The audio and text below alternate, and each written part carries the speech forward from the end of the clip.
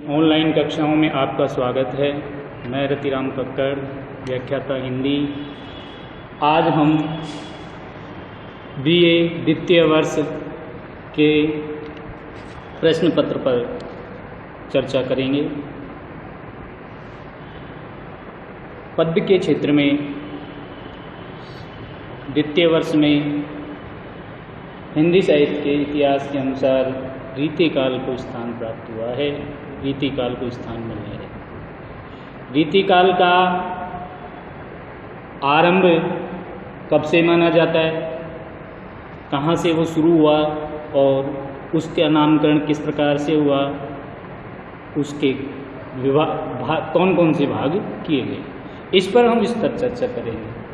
विश्वविद्यालय के पेपर में इस विषय पर 7.5 नंबर की 2 टिप्पणियाँ आती हैं। इस दृष्टि से यह बिंदु अति महत्वपूर्ण है। संवत 1700 से लेकर 1900 तक की समय सीमा हिंदी साहित्य में रीतिकाल माना जाता है। इस काव्य के प्रमुख धारा का विकास कविता की रीति के आधार पर हुआ। यह रीति शब्द संस्कृत के काव्य शास्त्रीय रीति शब्द से विभिन्न अर्थ रखने वाला है। आचार्य वामन ने अपनी कृति काव्य अलंकार सूत्र में इस सिद्धांत का प्रतिपादन किया है और उन्होंने रीतात्मकता काव्य अर्थात रीति काव्य की आत्मा है, यह गुणों पर आधारित होती है और काव्य की श्रेष्ठता की कसौटी है। संस्कृत की रीति संबंधी यही धारणा हिंदी काव्य में कुछ ही ग्रंथों में स्वीकार की गई है, परंतु रीति काव्य में रीति शब्द रीति सिद्धांत से भिन्न संस्कृत काव्य शास्त्र के लक्षणों के आधार पर रचित काव्य के रूप में स्वीकार किया गया है। इस प्रकार रीति काव्य का अर्थ हुआ ऐसा काव्य, दोबारा से समझे कि रीति काव्य का अर्थ हुआ ऐसा काव्य जो अलंकार, रस, गुण, ध्वनि, नायिका भेद आदि को काव्य शास्त्रीय प्रणालियों के आधार पर रचा गया हो। ऐसा काव्य रीति काव्य के योग्य होगा। इनके लक्षणों के साथ या स्वतंत्र रूप से इसके आधार पर काव्य लिखने की पद्धति ही रीति के नाम से विख्यात हुई और यह पद्धति जिस काल में सर्वप्रधान रही वह काल रीति काल के नाम से प्रसिद्ध हुआ। जिस रीति काल की हिंदी साहित्य की दृष्टि से हम चर्चा कर रहे हैं उसकी समय सीमा संवत 1700 से संवत 1900 तक मानी गई, लेकिन इससे पूर्व भी रीति कविता के दर्शन होते हैं। हमें पूर्व में उल्लेख कर चुके हैं हिंदी के रीति काव्य संस्कृत के काव्य शास्त्रीय परंपरा से के आधार पर सर्जित हुआ है। अतः यह समय सीमा संस्कृत से ग्रहण की गई है, अपभ्रंश से नहीं। हिंदी साहित्य में कई साहित्यकार पुष्य या पुण्य संवत 7वीं से 10वीं शताब्दी के काव्य को हिंदी के प्रथम रीति काव्य स्वीकार किया जा सकता है। रीति काव्य हिंदी में रीति काव्य पर लिखे गए पहला ग्रंथ कृपाराम का 1598 ईस्वी का हित तरंगिणी माना गया, जो भरत के नाट्यशास्त्र, किसके? भरत के नाट्यशास्त्र और भानु दत्त की रस मंजरी पर आधारित है। मोहनलाल मिश्र का श्रृंगार सागर 1616 संवत में लिखा गया। रहीम का बरवे नायिका भेद, नंददास का रस मंजरी भक्ति काल में रचित नायिका भेद संबंधित रचनाएं हैं जिसके गुण रीति कालीन काव्य से बहुत मिलते जुलते हैं। सूरदास के सूर सागर साहित्य लहरी में नायिका भेद और चित्रालंकार एवं उक्ति वैचित्र दिखाई पड़ते हैं। ये भी गुण रीति काव्य की विशेषताएं लिए हुए हैं, है ना। कर्णेश कवि के कर्णाभरण, श्रुतिभूषण और भूषभूषण भी इसी समय लिखे गए। केशवदास संवत 1612 से लेकर 1600 संवत तक माने गए पहले आचार्य माने जाते हैं, रीतिकाल के पहले आचार्य माने जाते हैं, जिन्होंने शास्त्रीय पद्धति पर रीति काव्य के विभिन्न अंगों का सम्यक विवेचना की गई। कवि प्रिया एवं रसिक प्रिया इस काव्य में उनके इस संदर्भ में उनके प्रमुख ग्रंथ माने जाते हैं, जिनकी भाषा का कार्य कवि की योग्यता, कवियों के प्रकार, काव्य रचना के ढंग, काव्य दोष, अलंकार, रस, वृत्ति आदि विषयों पर विचार प्रकट किए गए हैं। केशव के बाद चिंतामणि महत्वपूर्ण आचार्य हैं, जिन्होंने काव्यांग विवेचन सरल भाषा में पिंगल, रस मंजरी, श्रृंगार मंजरी तथा कवि कुल कल्प तरुण नामक ग्रंथों में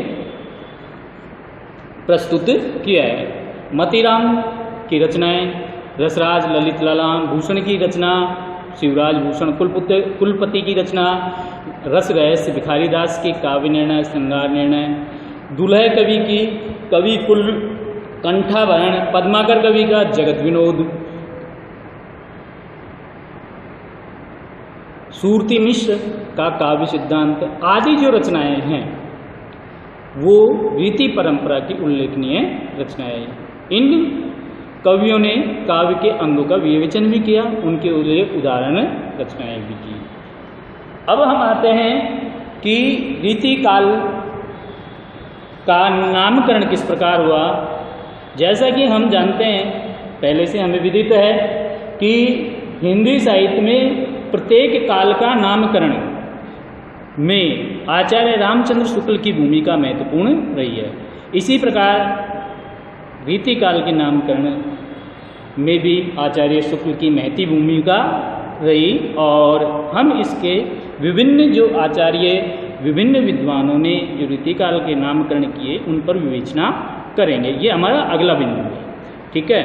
नामकरण, इस काल के नामकरण के संबंध में विद्वानों का मत एक नहीं है, अर्थात सभी विद्वान अलग अलग मत रखते हैं। आचार्य शुक्ल इस काल को रीति काल कहना पसंद करते हैं, मिश्र बंधु इसे अलंकृत काल कहते हैं या अलंकार काल के नाम से संबोधित करते हैं। पंडित विश्वनाथ प्रताप मिश्र इसे श्रृंगार काल कहना पसंद करते हैं।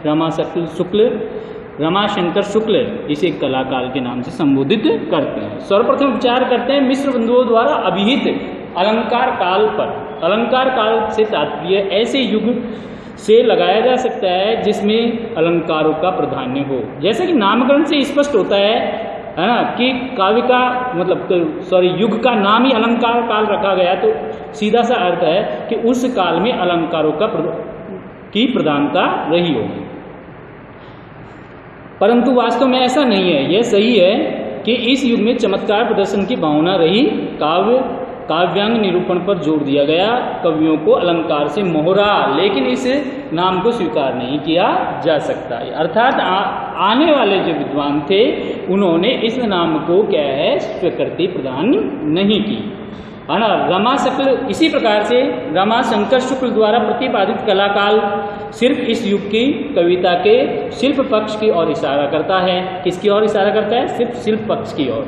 यह भाव पक्ष की उपेक्षा कर जाता है, जबकि इस युग में घनानंद, आलम, ठाकुर, बोधा जैसे भाव प्रवण कवि हुए, जिन्होंने श्रृंगार और प्रेम की कविताओं की रचना की, जिनकी कविता में प्रेम की पीड़ा और विरह की तड़प सहज रूप से अभिव्यक्त हुई है, जो कि कला काल नाम से पूर्णतया उपेक्षित रह जाती है। कला काल नाम में उपेक्षित रह जाती है। आचार्य विश्वनाथ प्रसाद मिश्र के द्वारा प्रदान किया गया श्रृंगार काल, जिसका आधार इस काल में श्रृंगार रचना ही प्रमुखता श्रृंगार रस की ही प्रमुखता है, यह सही है। इस युग में श्रृंगार की प्रधानता रही, परंतु स्वतंत्र नहीं, सर्वत्र रीति पर आधारित रही। आचार्य शुक्ल भी दबे स्वर में श्रृंगार काल की वकालत करते हैं। कभी कभी उन्होंने रीति काल को श्रृंगार काल कहना भी पसंद किया, है ना। वो कहते हैं कि वास्तव में श्रृंगार और वीर इन दो रसों की ही कविता इस काल में भी प्रधान श्रृंगार रस की ही रही, प्रधानता श्रृंगार रस की ही रही, अर्थात इस काल में श्रृंगारिक रचनाओं की प्रधानता रही। इससे इस काल को रस विचार से कोई श्रृंगार काल कहे तो कह सकता है, बावजूद इसके शुक्ल जी ने रीति काल नाम ही दिया। इसके आगे ये हमारा दूसरा बिंदु था, यानी कि आविर्भाव, नामकरण, और तीसरा बिंदु होगा रीति काल की किस प्रकार की परिस्थितियां रही। ये भी हमारा एक महत्वपूर्ण बिंदु है। तो इसमें देखेंगे कि रीतिकाल की किस प्रकार की परिस्थितियाँ रही। रीतिकाल की परिस्थितियों को जानने के लिए हमें थोड़ा सा राजनीतिक, धार्मिक और सामाजिक क्षेत्र पर भी विचार करना होगा। किसी भी युग के साहित्य को समझने में उस समय के समाज को समझना आवश्यक है। या अर्थात अगर हम साहित्य की दृष्टि से किसी युग को समझना चाहते हैं तो उस वक्त की तात्कालीन सामाजिक परिस्थितियों को समझने की कोशिश करनी चाहिए, क्योंकि किसी भी युग की राजनीतिक, सामाजिक, आर्थिक, सांस्कृतिक, धार्मिक परिस्थितियाँ ही उस युग के साहित्य पर प्रभाव डालते हैं। इस संदर्भ में रीतिकालीन युग का चित्रण किया जा सकता है। प्रथम हम देखेंगे राजनीतिक परिस्थितियाँ, अर्थात जो रीतिकालीन काव्य के ऊपर राजनीतिक परिस्थितियों का किस प्रकार से प्रभाव रहा।